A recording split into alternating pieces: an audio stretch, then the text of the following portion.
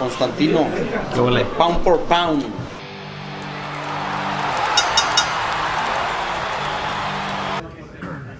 Here with Vergil Ortiz Sr. Vergil, I just want to go back to that topic you were talking about of being great, not just capturing a world title. Can we touch on that topic again? Yeah, I mean, so you know, ever since my son was small, like I always told him, you know, you always want to be the best at what you do, no matter what. If not, then why do it? So I would always tell him, you know, if you're gonna be in the sport and you want to be remembered, I mean, if you want to be something big in the sport, so you can't be just a champion. And I would tell him, Vergil, go look 4 years from now, who's the champion at 120 something, whatever. Name me the guy. You can't really name him. Name me all 4 of the guys. You can't. Do 3 years or 2 years. Maybe you might be able to name one. Okay, so if you can't name them 3 years from now, then, you know, that means it's not a big deal. It's nothing. You want to be remembered. I mean, you want to be a legend and remembered. I said, you want to be a Manny Pacquiao, an Oscar De La Hoya, Roy Jones, Bernard Hopkins. Hell, look at Muhammad Ali. Look, I mean, Sugar Ray Leonard. All those guys that I'm naming, 100 years from now, people are still gonna name them. Those champions that I said about 3 years ago, no one's gonna even know who they are unless you actually go look up who was the guy champion so and so that year. That's the only way. Because there's like 5-6 champions in every weight class, if not more. Yeah. So really, yeah, it is an accomplishment being a champion. But for me, that's the minimum. That should be the minimum. That should be, like I said before, that should be just like writing your name on the paper. That should be automatic, so you know that's you. But other than that, I mean, you should want to be the best. I mean, being in the NBA, those are pro players. Those are the best of the world. You can't remember all those guys, but you'll always remember Jordan. You always remember Kobe. All those. That's what you want to be. You want to be one of those guys, no matter what. Because when you die, you want your name to be remembered. Legacy. You want to be remembered, and that's why you do this. You want to be remembered. You want to be the best. Senior, where does this mentality come from? Because you got it from somewhere. So where does it come from? Well, when I was younger and I used to, you know, of course we didn't have any money. I couldn't afford it. Heck, I couldn't even afford to do the physicals. That's why I was never really into sports. Because not that I couldn't play, I just couldn't afford it. So physical was $20. It's a lot for us back in the day. So I always told myself when I would play basketball or something, you know, of course they wouldn't pass you the ball because for a certain reason, but I could play D. And I found myself, my pride and my joy of the day was being able to shut the main guy down. He, the top off, the whoever could play, that's who I wanted to play. That's who I wanted to guard. And just the competitiveness in me. And so if I was a defensive player, then I had to be the best, and I was going to be the best at it, best of what I can control. And then little by little, man, it's just that's just the way I thought. I just wanted to be the best at whatever I did, and that includes, you know, me. Even drawing something, I'm so detailed on it that it's just, why do it if I'm not going to do it the best I can? So you've been planting those seeds, those ideas of being great to Vergil Ortiz since he was a kid, right? Because you were telling me something really interesting that blew my mind. That kids sometimes in the tournaments, they win the tournament and then it takes 6 months off or 2 months to celebrate. And you're like, nah, dude, we got to go back to work. Yeah, so I've been putting it in my son's head for a long time. It's true. I mean, it really is true. Like I said, like you mentioned, when these kids would go to the tournaments with the National Silver Gloves is when they're kids, it's the top of the top, right? And you know, I would watch, and then these kids were all like happy to be there. The parents were excited and shaking everybody's hand, and this and that. Like if that told me they were already lost. They had already lost. They were just satisfied with that. And I would get my son, and I told him, Vergil, come here. He'd come, because I'd have him reading books whenever he was there. I'd come here, put your book down. And he'd come here, and I'd grab him by his face, and I'd tell him, and I said, you see that kid right there? I said, he's already lost. And I said, you want to tell you why? And I said, look how like, happy they're, and the parents, they're just happy just to be here. I mean, for them, they've already won. But he's already lost. I said, don't be that guy. I said, don't be them. I said, don't travel somewhere just to lose. I said, that's what they're doing, just traveling somewhere to lose. I said, you're expected to win. I mean, for me, I expect you to win. You're the best. If you're the best, you should always win then, right? I'd put that in his head, and so my son would. And it's funny because National Silver Gloves always happen around Super Bowl. Always around the Super Bowl. So when we're driving home, the Super Bowl's happening. So then, of course, the next day, everybody takes a day off because the parents are usually hungover or whatever, right? When we would get to the house, straight to the gym. We'd go straight to the gym. His birthday, we didn't do birthdays. I don't give a fuck about someone's birthday. You're only fucking born one time. You're only born one time. You celebrated that day you were born. That was a long time ago. I don't care about birthdays. I don't give a shit about Christmas. New Year's.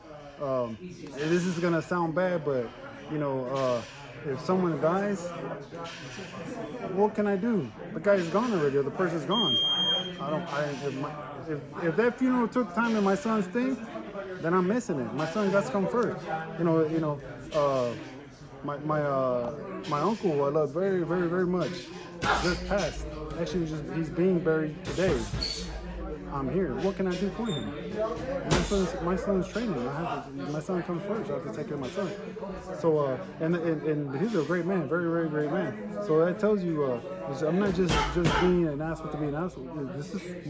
This is what I have to do. All the sacrifices you have for your to, son. because once my son goes in there, no one's gonna fight for my son. I'm not gonna get in there and fight for him. It's him and that other guy. And people don't realize, they're taking internal damage. You can die. You can literally die in it. You can't die in any other sports other than football where you get hit concussion. But there's timeouts. I don't feel good. We put somebody else in. Okay, I feel better. Let me go. And that doesn't work like that. Some of these kids go in a fight with their shoulder might be kind of torn, or they're not feeling good, or they have hand injuries, and people don't notice. They go in there and they fight. And they're fighting hurt, so you just got to be prepared, man. You got to be prepared. And like I've told this before to somebody. I had one time somebody tell me that I was an asshole because I was too tough on him. I was just too much on him, and those are some of the same parents that would take the 2 months breaks and this and that. And I told them my response back to them. I was not an asshole. I didn't say it like with a tone or whatever, but I told him, honestly, you could see it that way, or you could see it the other way. I said, I personally think you're an asshole. I mean, why would I send my son into a war not prepared? I said, you're sending your son into battle against a guy who's fucking. If you're sending your son against my son the way you're training, you're the asshole. You're sending your son to take a beating.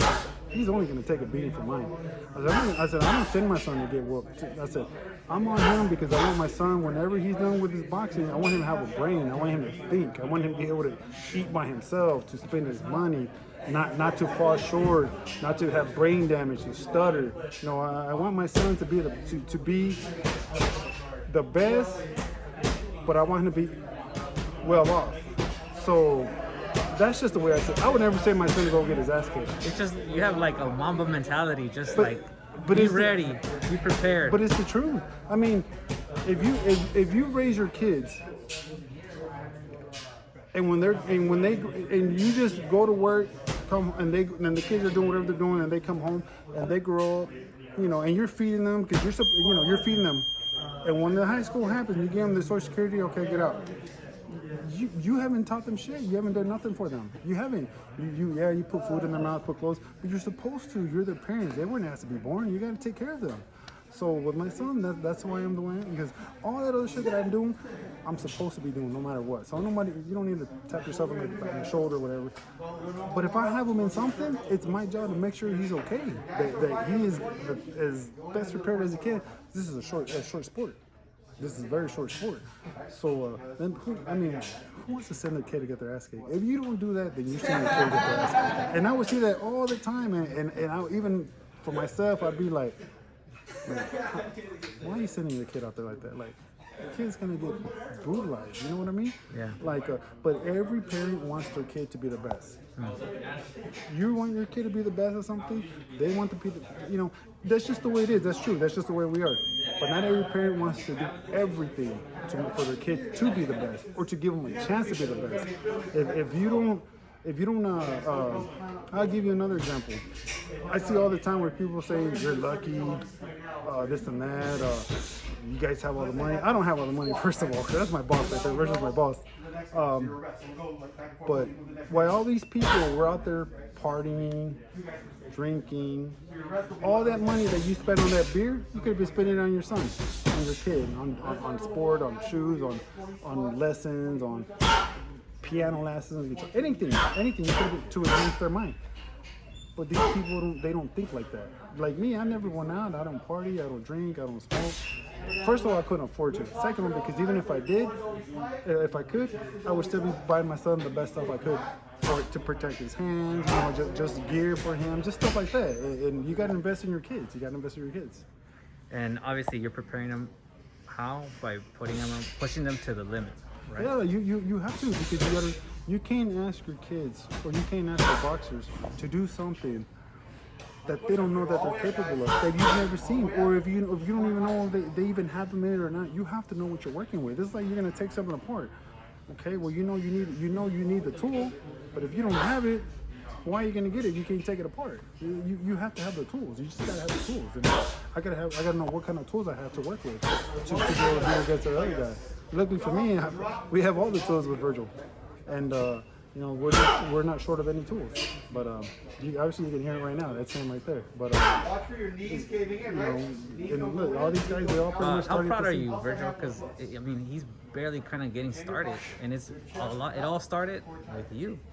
How proud am I? Yeah. Look, I'm always proud of my son, but I don't flaunt it to him. I'm not like every time he's like something, I'm jumping on him. You know, this. I don't do that shit because you're supposed to. He's supposed to do that stuff. There's certain things that every now and then that he'll do that I be like, this motherfucker, he's catching it. He's figuring it out. You know, and it doesn't have to be some big punch he does or some dominating performance he does in sparring. But for me, he's supposed to do that. It's the small stuff that he does. Sometimes you know, he can be in the fire and he can just hold his line, his position, and the guy's teeing off on him, and you know he's just doing these little gestures, and they're just hitting or just missing, and he's not overreacting or being too jumpy. Stuff like that is what gets me proud. Not all that other shit. I don't give a shit about all the other shit because he's supposed to do that. But that stuff, when you can hold the line during the fire, that's big stuff, because it's like in the military when they're in war.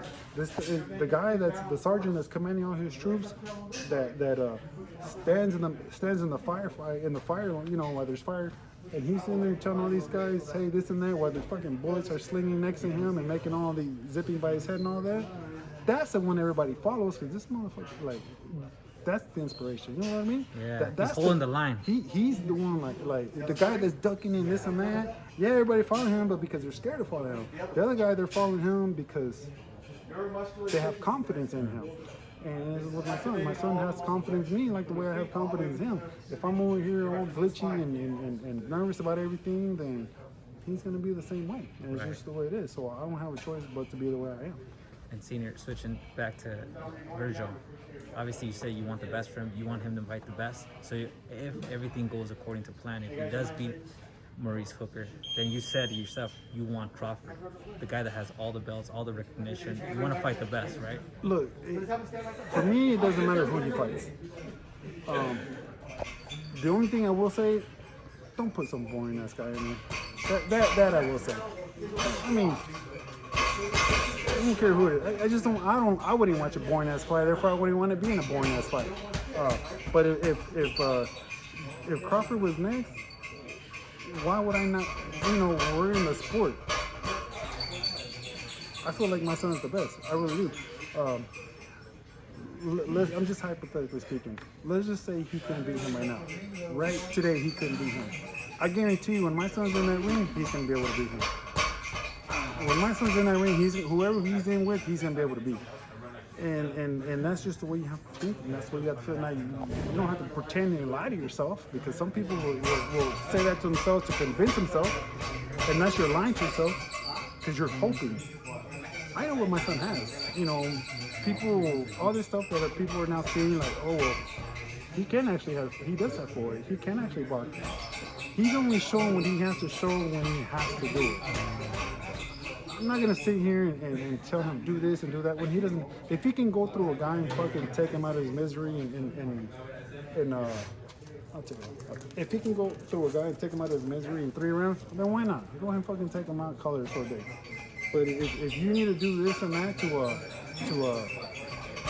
get him out and be safer about it, then do it that way then. And that's how we do it. So, with Sammy Vargas, another thing. So people say you should have taken him out earlier, or Vergil wasn't thrown into the body. He took him a beating. Huh? No disrespect, he gave him a beating. Yeah. And some people say, well, he hit Vergil to the body too much and this and that. The guy did okay 1 round, the 5th round of the league. That's it.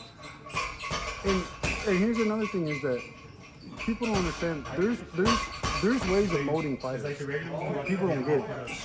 People just don't get it.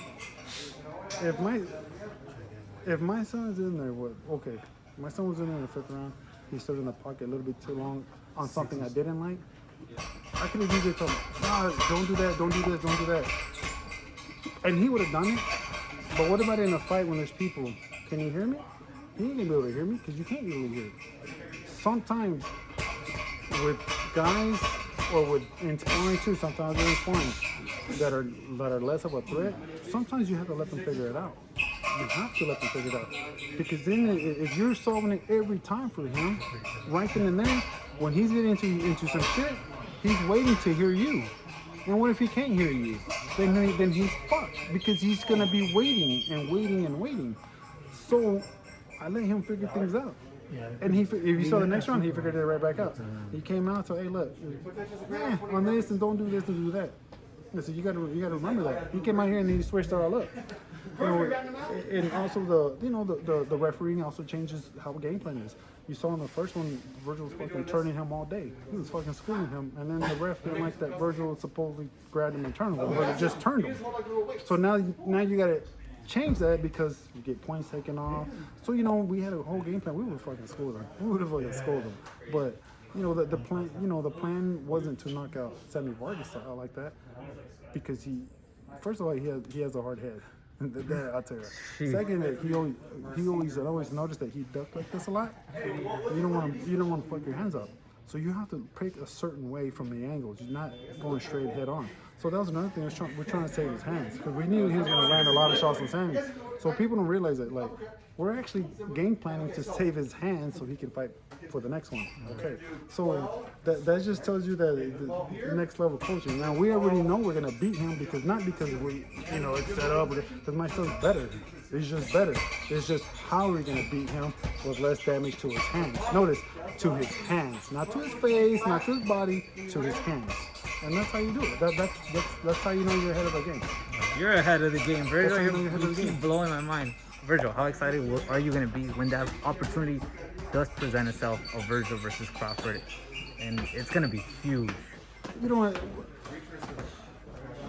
I'll be excited. I'll be aware of all the stuff that he does. Crawford's a very good fighter. Very slick, very smooth. He switches, but he's beatable.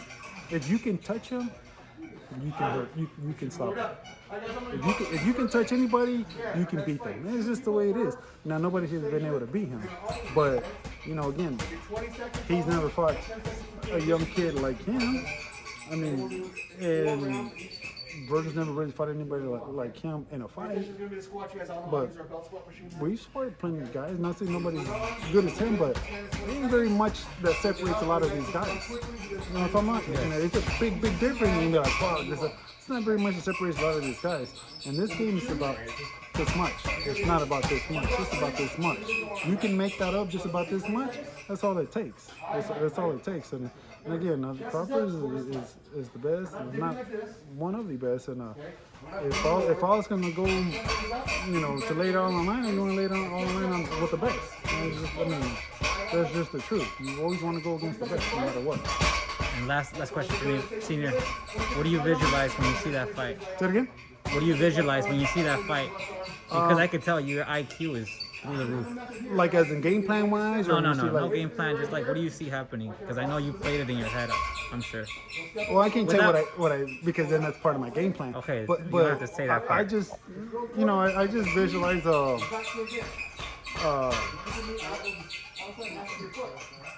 more. What I visualize is his expression, more of him. His expression or his? Okay. Because his as in like surprise and not in a bad way, but in a good way. Like, fuck, this guy's pretty good. Like, oh really? Yeah, this guy's actually pretty good. And when they're a little smirk, and that tells you, and that's not them being cocky. They're just like, okay, like now he has to. And that's what I visualize that. But other than that, and that's what you see. Because I have that much confidence in my son. Everybody has confidence in the kid, but my son's different. I keep saying my son's different. I told everybody before when my son was turning pro, I said my son's different. I'm telling you. And when I told Eric Gomez when they were going to sign him or trying to sign him, I'm telling you, you need to sign this one. I'm telling you, this guy's your future. I'm telling you. And every father says that. And I told him, everybody's going to tell you that about their kid. I said, because we all believe it. I said, but I lived it with my son. I said, we come from nothing. I said, we have gambled everything into my son. I said, well, I have. And I said, well, I've cut no shortcuts. We worked every day, Monday through Sunday. When I mean Monday through Sunday, I say Monday through Sunday. 24/7, 24/7. We lived it, and he'll tell you. And even then, if you do all that, that's still not good enough sometimes. You still have to do it the right way. You still have to have all the tools. I made sure I had all the tools. I did it the right way. I had the people around me. I'm not scared to ask for help. That's a big difference between me and a lot of other coaches. I'm not scared to sit here. You taught me something about life when you said that. Yeah, I'm not scared to sit here and say, you know what, Robert, I need Robert. That's my other guy that I need. I need Robert. And I can do it by myself. I really can. And I have Hector Beltran help me. But if Robert gives me this much more of advantage of what I have, then that's what I need. I need a little bit more of an advantage. More. He might have more experience on something else. Nobody knows how to drive that car. Where I always say, nobody knows how to drive this car better than I do. But that don't mean Robert don't know how to drive either. I just might know it a little bit better. But he might know something, a little tricks, a little this, a little stuff, do different stuff. And I'm not afraid to ask for help, because anybody that's afraid to ask for help, those are the guys that don't end up too far, because you're stuck in your own ways. This is life. Or your ego. Your ego. You got to keep learning. And if people, don't know that I train him, that's fine. We know. We all know. And the good thing about here is that not one of us feel like we're better than the other. We don't feel like, he's higher than the other or this and that. We're all the same. We all like the same. All these guys can get my son on the mitts anytime they want. And same thing with me and the guys, and I think that's why we work so well. And like you said, this much, and we know that big fights, big games are a game of inches or 1 point. That's exactly it. And so if I can take that inch or that 1 point by adding another guy, and if it costs me more, then it's going to cost me more. Because I'm going to win more. Last question. No, that's fine. I love talking to you, Senior. You say you come from nothing. Can you talk to us briefly about that? You say you come from nothing. You came from zero, from the bottom. Can you talk to us briefly about that? Yeah, when I come from this. Look, you hear this all the time. People say, come from the I bottom. come from nothing. I come from the ghetto. I come this and that. They'll have a nice home. They'll nice shoes. They'll have this. Dude, I had 3 fucking pairs of shirts, white. I always wear white shirts. And people always tell me, why do you always wear white shirts? Well, that's the reason. I got so used to wearing white shirts, that's why. The 2 pair of pants. I wear the same shoes for like 2 years. work shoes, my same work shoes. It's the same ones I was wearing even if I wanted to try to shoot around, which is very hard because they didn't have gas money to go play basketball. You know, we struggled. We really did struggle. And we struggled since I was a kid. And you know, my mom was always at work. So I grew up in the streets and in trouble and in real trouble. Not people say, oh, man, remember when we did this, I was bad because I did this. No, like I had a past record. I really did. So it ain't nothing like I'm proud of it or nothing, but I really come from it. Like, I'm the real deal. Like you're really about that life. Like, I was about that life. You were about that life. Yeah, so you know, when I say something, it's because I lived it, you know. And I didn't want my son to go through that because it's a shitty life. Because you think that your friends this and your friends that, and really at the end you don't have no friends. You really don't have no friends at the very end. They don't pay your bills. When you go to jail, your friends don't bail you out. Even if they do, that's only temporary before they go in or whatever. Because obviously, two and two hang around. Usually they're doing the same thing. But at the end of the day, everybody's for themselves. And so, you know, that's always someone saying. You have to think about yourself first. Even with me, think about yourself. Do what's best for you. One day I'm gonna be gone, and it's just gonna be you and your family. You gotta think about yourself. And now you gotta think about yourself first, because without you, your family is nobody. So think about yourself first. Take care of yourself first, and then take care of your family. And that's what I do with Herman. So, you know, yeah. You know, so again, I'm as hard him like this because I don't want to sit and be thinking 5 years from now or 10 years from now, like, fuck, what could I have done different? A lot of people, man, some people say, oh, I should have done this or that with him, or I should have done this and that. And you hear it all the time. Sometimes even in their deathbed. Yeah, you hear it all the time. I don't want to be that guy. I want to be the guy who's like, we fucking went all out, and this is what que los tocó. But we went all out. We gave it our all. We gave it all, and there ain't nothing no one can say about my boy about anything. That unless you're just a fucking jealous person, that's the only thing that you can better say about my son. Other than that, you know, there's nothing else to say. So, but yeah, I mean, like we really struggle, man. My son will tell you, and that's why my son works as hard as he does, and that's why, you know, when my son got his, you know, like his bonus money and all that stuff, I made sure he bought himself a house and a car, and I make sure he invests in himself. Here he has a car here. Oh, even I have a car here, and it's not because you know, like a lot of these guys don't have cars here. A lot of guys that come here, they don't have their own cars here. They have to depend on Uber, this and that, because whatever they go home, they spend their money, shoot, whatever, you know. Well, you got to invest in yourself for your company to keep going in your life. So that's what we do. We invest in ourselves because we're betting on ourselves to come out forward. But so anyways, that's what you do. You gotta, if you really believe in yourself, invest in yourself. Don't cut yourself short, and you'll make it. But you gotta do things the right way. You have to do things the right way. Vergil Ortiz, I'm inspired. Any last words you want to leave us with? You're dropping some serious knowledge on life and in the ring. No, I mean, the only thing is common sense. Do for your kids what you would want your parents to do for you. That's easy. Do the right thing. That's very easy. Don't sell your kids short, because if you sell your kids short, then you can sell anybody short. Don't sell your kids short. And that's it. Where can we follow you on social media? On Facebook, just Vergil Ortiz. And on Instagram and Twitter, Vergil Ortiz Sr. Because Vergil took my name. I saw that. All right, thank you. Thank you, Senior. Appreciate you. Take care. Constantino Garcia here for Little Giant Boxing. Make sure you guys subscribe and follow me on social media at Constantino Garcia.